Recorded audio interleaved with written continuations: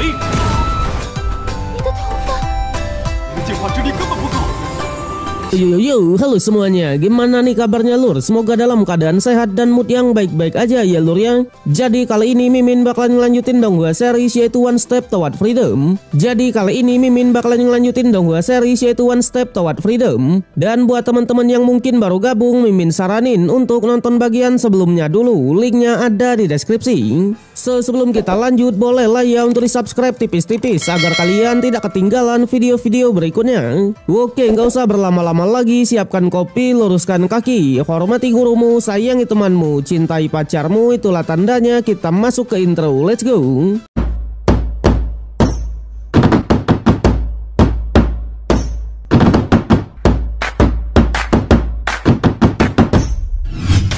Cerita berlanjut di mana setelah melihat formasi keabadian kemarin, Lord Harris pun sadar kalau lingkaran ajaib di formasi tersebut bisa mengumpulkan kekuatan jahat. Tentunya ia pun beranggapan kalau Mei-Er lah yang mengendalikan batu keabadian untuk menyerang planet bumi dulu. Bahkan mereka pun juga mulai curiga kalau Mei-Er adalah orang yang mengendalikan badai dari kekuatan jahat. Alhasil Ziyun pun benar-benar sangatlah marah karena menurutnya dalang dibalik makam naga langit kemarin pasti adalah Mei-Er. Bahkan untuk Pagu ia juga sama marahnya karena memang kematian dari Gu Xiao dulu juga disebabkan oleh wanita ini. Tapi di tengah-tengah obrolan itu tiba-tiba muncul lagi seorang iblis. Awalnya Lord Harris pun mencoba menanyakan apakah doi dikirim oleh Mei-Er. Tapi di sana tanpa basa-basi lagi ia pun hanya bilang kalau misinya adalah membunuh mereka semua. Alhasil pertarungan di antara mereka pun tak bisa dielakkan, di mana Lord Harris lah yang langsung turun tangan untuk menghadapinya.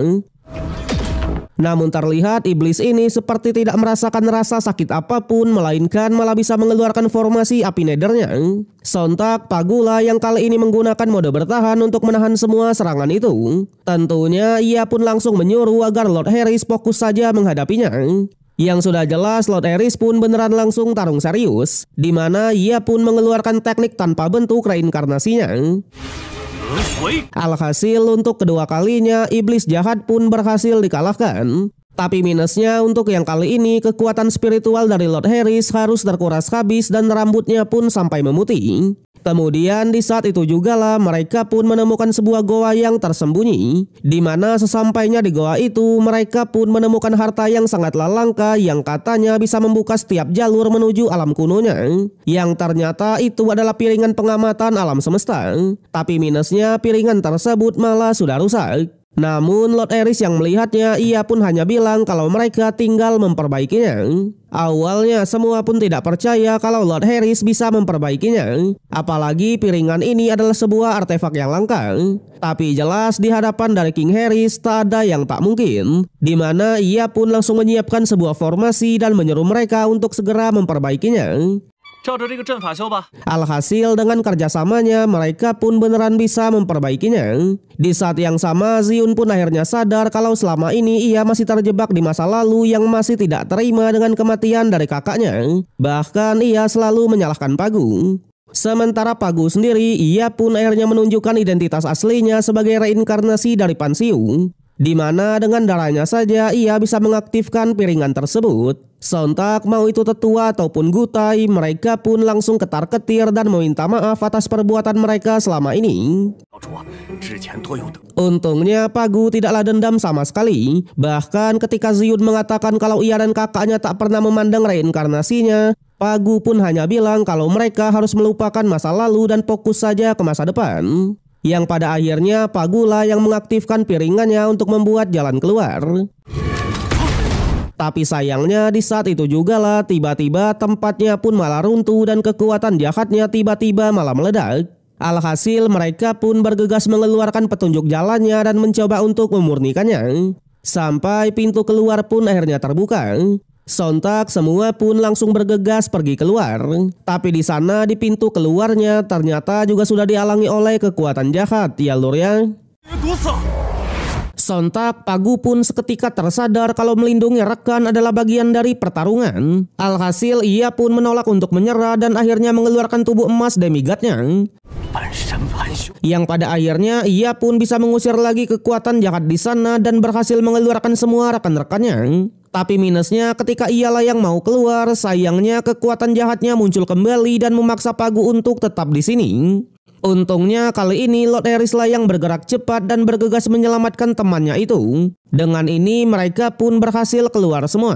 Tentunya karena semuanya sudah selamat, jadi mereka pun langsung bergegas mencari Suyan dan kawan-kawan yang memang tak terserap masuk ke dalam. Sedangkan Suyan sendiri bersama dengan Bang Naga dan Nona Panru, dengan petunjuk jalannya mereka pun masih mencari keberadaan dari Lord Harris. Sampai mereka pun merasakan adanya aura dari petunjuk jalan yang lain yang membuat mereka pun beranggapan kalau itu pasti adalah Lord Harris. Berbeda dengan Nona Panru menyadari kalau dari tadi Suyan tidaklah terlalu menonjol, ia pun beranggapan kalau kekuatannya pasti biasa-biasa aja. Bahkan karena Lord Harris sedang tak ada, jadi ia pun dengan pede mengatakan biar ialah yang akan melindunginya. Sampai kebetulan petunjuk jalan yang mereka rasakan tadi ternyata adalah ulahnya Mei-er untuk memancing mereka ke sini. Tak hanya itu, Mei-er ini ternyata hanyalah nama samaran saja karena faktanya nama aslinya adalah Hunmi dan ia berasal dari klan Jiwang. Di sanalah mereka pun baru tahu kalau Mei-er adalah dalang dibalik semua ini. Apalagi orang dari klan Jiwa memang bisa mengendalikan kekuatan jahat. Yang ternyata tubuh dari klan Jiwa memang mampu melawan sebagian pengaruh dari kekuatan jahat. Yang pada akhirnya ia pun tak mau basa-basi lagi dan langsung menyerang mereka semua. Di sanalah Nona Panru yang meremehkan Suyan tadi seketika langsung terdiam karena faktanya kekuatan Suyan tidaklah biasa-biasa aja melainkan sangatlah hebat. Bahkan alih-alih melindungi malah mereka berdua lah yang dilindungi oleh Suyan. Sontak Hunmi lah yang kali ini dibuat kesal dan langsung memperkuat tekanannya dan mengajaknya untuk adu bentrokan. Yang pada akhirnya menyadari kalau Suyan beneran sangat berbakat, ia pun langsung bermain licik dengan merasuki teman-temannya. Sontak Bang Naga lah yang kali ini turun tangan dan mencoba menahan semua serangan itu. Alhasil meskipun Nona Panru gagal dikendalikan, tapi Bang Naga lah yang harus terinfeksi oleh kekuatan jahatnya. Bahkan Suyan yang awalnya sedang asik berduel malah diserang oleh Bang Naga itu sendiri yang memang sudah dikendalikan. Untungnya setelah satu serangan itu Bang Naga pun bisa tersadar. Sontak ia pun benar-benar sangatlah marah. Tapi sayangnya tak hanya dikendalikan, satu tangannya seketika juga langsung terputus. Jelas Hunmi pun langsung merasa di atas angin dan ingin mengakhiri mereka bertiga. Namun tentunya tidak semudah itu, ya kan? Dimana di saat itu juga lah King Harris pun akhirnya muncul dan langsung membantu teman-temannya. Bahkan Lord Harris juga langsung memulihkan luka dari Bang Naga. Tak hanya Lord Harris saja, Pagu dan Nona Ziyun juga akhirnya tiba. Di sanalah Lord Harris pun menanyakan apakah Hunmi lah yang menyerang planet bumi dulu. Sontak mereka yang mendengarnya akhirnya tahu kalau Lord Harris dan Suyan ini berasal dari planet bumi. Berbeda dengan Ziyun, ia pun juga menanyakan apakah Hunmi lah penyebab kematian dari kakaknya dulu.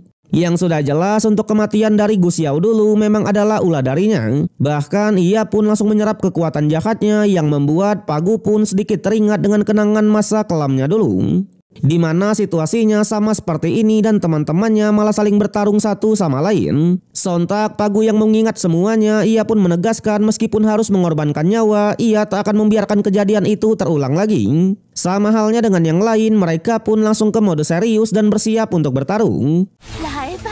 Tapi jelas Lord Harris lah yang menahannya dan mengatakan selama ia masih ada, maka teman-temannya cukup menonton saja. Awalnya Hunmi tetap tak gentar sama sekali karena memang sebagai kultivator dari luar, setengah kekuatan dari Lord Harris sudah ditahan di sini. Namun again, this is King Harris, ya kan? Dimana meskipun kekuatannya sudah ditahan, tapi ia tetap bisa dengan mudah menghancurkan tubuh Dharma milik musuhnya. Bahkan Lord Harris pun langsung menggunakan mode supreme-nya dan mengeluarkan teknik pedang reinkarnasi. Alhasil tak butuh waktu yang lama, Hunmi pun langsung terkena serangan yang telak yang bahkan memutus dua kakinya. Di sanalah semua pun benar-benar sangat bersyukur atas bantuan dari Lord Harris. Bahkan mereka juga merasa beruntung karena bisa menjadi rekan. Tapi di sana ketika Pagu ingin mengeksekusinya, Suyan lah yang menahannya karena katanya kekuatan jahat di tubuh dari Hunmi masih belumlah hilang. Sedangkan untuk Lord Harris, karena Hunmi ini sangatlah lemah, ia pun sadar kalau yang menyerang planet bumi pasti bukanlah dia. Tapi ia tetap menanyakan siapa yang menyerangnya. 你背后的人到。 Namun sayang, alih-alih menjawab, Hunmi langsung mengeluarkan sebuah kristal dan menyerap semua hal yang ada di planet kuno. Dari bebatuan, tumbuhan, dan kekuatan jahat itu sendiri demi memulihkan luka di tubuhnya. Sontak hal itu membuat penguasa planet Gubatian pun cukuplah panik dan mengatakan kalau ia sudah membuat kesalahan. Alhasil ia pun langsung keluar dari goanya dan mendekati planet kunonya. Berbeda dengan prajurit iblis melihat fluktuasi kekuatan yang sangatlah besar, mereka pun langsung menyadari kalau rencana sudah akan dimulai. Yang pada akhirnya mereka pun juga bergegas join ke pertarungan. Balik lagi kepada penguasa Batian, di sana karena pembatasnya sudah dihancurkan, maka ia pun juga tak punya pilihan lain dan berniat menghancurkan saja planet kunonya untuk mencegah kekuatan jahat akan menyebar. Di sana ia bahkan berubah ke mode bocilnya untuk menghancurkan planet tersebut. Tapi tiba-tiba dengan tubuh cloningannya, Lord Harris lah yang menahannya dan mengatakan kalau ia sudah memiliki solusinya. Awalnya Gubatian tak percaya akan hal itu, apalagi Lord Harris hanyalah seorang bocah. Tentunya ia pun tak yakin kalau Lord Harris bisa mengatasi kekuatan ini. Sampai Lord Harris pun meyakinkan kalau ia sudah melewati ujian dari dunia 9 abis. Bahkan penguasa di sana juga sudah mengakuinya. Alhasil mendengar itu, Gubatian pun mencoba untuk percaya dan menyerahkan masalah ini kepada Lord Harris saja. Di sana Hunmi yang melihatnya, ia pun hanya tertawa tipis dan mengatakan kalau ia memang sangatlah lemah. Tapi untuk mati bersama ia tidaklah takut sama sekali. Namun karena hal itu jugalah kapak Dewa Huangju pun akhirnya muncul. Dikatakan karena planet ini dulunya dilindungi oleh leluhur Pansiu, jadi hanya dalam bahaya sajalah kapaknya akan muncul di sini. Yang pada akhirnya Lord Harris lah yang akan melawan Hunmi, sedangkan Pagu ditugaskan untuk mengambil kapak tersebut. Tapi di sana para pasukan dari prajurit iblis tadi pun akhirnya muncul. Alhasil mereka pun langsung membagi tugas, di mana Suyan dan kawan-kawan lah yang akan melawan para pasukan tersebut. Di sana untuk Pagu dengan naga bocil yang memang sudah bisa berubah wujud, ia pun langsung bergegas mengambil kapaknya itu. Yang ternyata kapak tersebut juga sudah dipasangkan sebuah penghalang. Untungnya karena Pagu adalah reinkarnasi dari Pansiu, ia pun bisa dengan mudah masuk ke sana meskipun harus melewati tekanan yang kuat. Sedangkan di pertarungan menyadari kalau Pagu hampir berhasil, Hunmi mencoba untuk menghalanginya. Sayangnya Lord Harris lah yang menghadangnya dan tetap menyerang bocil tersebut. Sampai ia pun akhirnya mengeluarkan teknik sabit bulan bintangnya. Namun again di hadapan dari Lord Harris, teknik tersebut tak ada apa-apanya. Bahkan Lord Harris lah yang mencoba memprovokasi kalau Hunmi hanyalah boneka dari kekuatan jahat. Sontak hal itu membuat Hunmi pun sangatlah marah dan kali ini mengeluarkan teknik hujan bintangnya. Tapi lagi-lagi dengan pedang reinkarnasi, Lord Harris masih bisa mengatasinya. Di sana ia pun masih saja memberinya kesempatan dan menyuruhnya untuk mengatakan siapa dalang di baliknya. Namun di saat itu jugalah Pagu yang mencoba mengambil kapak ilahi, seketika langsung terkena sebuah ilusi. Yang ternyata antara Pagu, Nona Ziun dan Gu Xiao adalah teman yang akrab. Bahkan mereka sering ngobrol bareng sampai berlatih bareng. Sampai tibalah suatu momen di mana Gu Xiao mengajak Pagu ke planet kuno untuk menemaninya menjelajahinya. Sontak Pagu yang sudah mengetahui soal apa yang akan terjadi langsung melarangnya untuk pergi ke sana. Tapi Gu Xiao malah beranggapan kalau Pagu menuduhnya akan merebut kapak dewanya. Di sanalah Pagu pun menegaskan daripada mendapatkan kapak dewa, sebenarnya ia lebih ingin hidup bersama mereka saja. Yang pada akhirnya Pagu pun akhirnya sadar kalau ini hanyalah sebuah ilusi. Alhasil ia pun langsung mengambil kapak tersebut dan menghancurkan semua ilusi itu. Dengan ini Pagu pun akhirnya bisa mendapatkan kapaknya lagi dan bahkan langsung menyerang Hunmi. Sontak prajurit iblis yang melihatnya, mereka pun langsung ketakutan dan bergegas melarikan diri. Di sanalah Gubatian pun kembali muncul dan sangatlah memuji Pagu yang akhirnya berhasil mendapatkan kapak dari leluhurnya.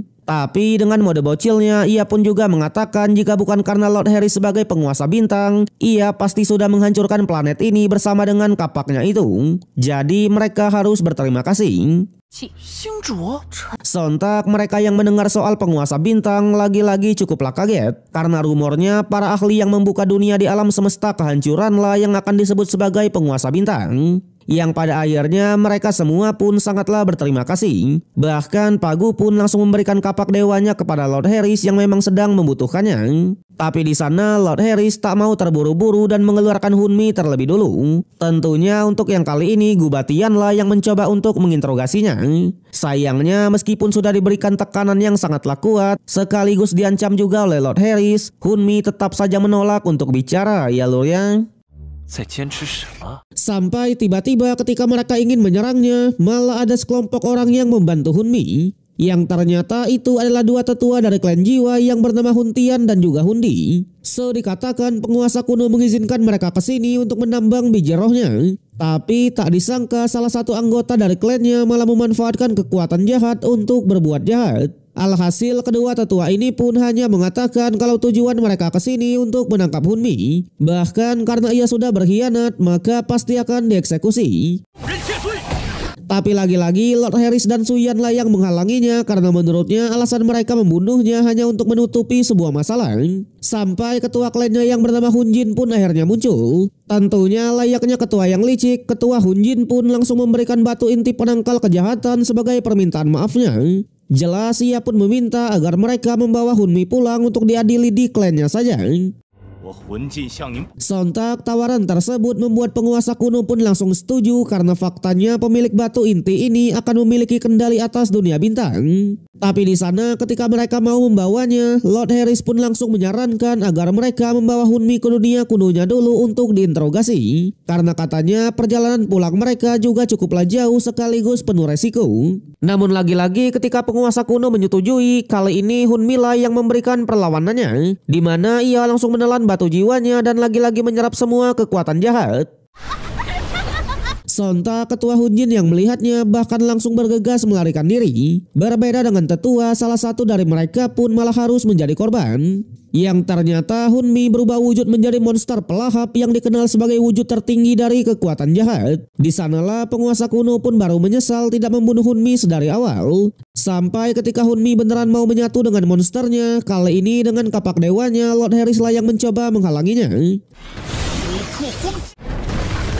Sayangnya alih-alih berhasil, Lord Harris malah ikutan hilang bersama dengan monster tersebut. Jelas penguasa kuno yang melihatnya lagi-lagi sangatlah marah kepada tetua jiwa dan menyuruhnya untuk membawa ketuanya menemuinya serta memberinya penjelasan. Tak hanya itu, mereka yang melihatnya juga benar-benar sangatlah panik. Apalagi penguasa kuno pun bilang monster pelahap ini sangatlah mahir menyembunyikan diri. Jadi untuk keberadaan dari Lord Harris sekarang tak diketahui sama sekali. Tentunya karena sudah seperti ini, ia pun awalnya sudah pasrah dan beneran akan menghancurkan planet kunonya. Tapi jelas Suyan lah yang melarangnya dan mengatakan sebelum mereka menemukan Lord Harris, penguasa kuno tak boleh menghancurkannya. Bahkan ia pun menegaskan kalau penguasa dunia 9 abis sekarang sudah memihak mereka. Jadi penguasa kuno juga tak boleh bertindak gegabah. Sontak ancaman tersebut membuatnya pun langsung terdiam. Apalagi Suyan lah yang menegaskan selama bisa menyelamatkan Lord Harris, maka mereka sama saja dengan menyelamatkan alam semesta, ya lur ya. Sedangkan di suatu tempat, Hunmi tadi ternyata belumlah mati. Bahkan ia malah diselamatkan oleh Lord Harris. Tapi ketika ia tersadar, di saat itu juga lah Lord Harris pun langsung berniat untuk membunuhnya. Namun sayangnya episode yang kali ini harus berakhir sampai di sini. Bagaimanakah kelanjutan dari King Harris? Apakah di part berikutnya ia bisa mengetahui dalang dibalik semua kekuatan jahat? Tentunya kita akan melanjutkannya di part yang berikutnya.